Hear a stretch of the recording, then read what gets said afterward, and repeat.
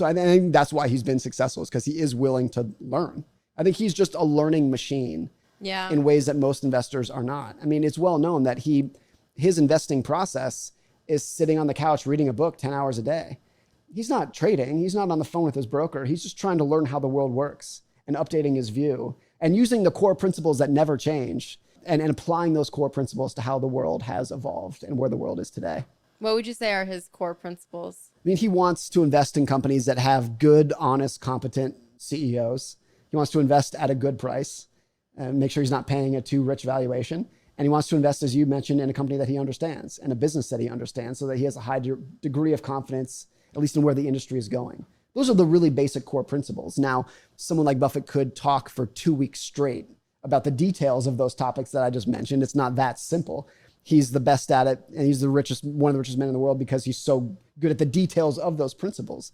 But at the very highest level, that's really what it is. It's buying good companies at a good price and holding them for a very long time. Yeah. But a distinction I actually learned from you is that he is one of the best investors out there. But actually, in terms of performance, the fact his win is that he's been doing it for so long. You talk about this in your book, right? Yeah.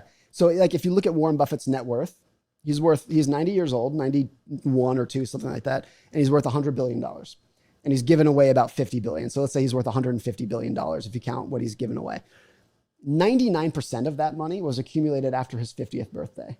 And like 98% came after his 65th birthday. So literally, if Buffett had retired at age 65, like a normal person might, you would have never heard of him. He never would have accumulated a fraction of what he actually has. And the other part of this is that he started investing full-time when he was 11 years old. So by the time that he was in his 20s, he was, adjusted for inflation, he was worth over $10 million in his early 20s. He'd been that successful investing during that time. If he had started investing when he was 25, again, like a normal person might, you would have never heard of him.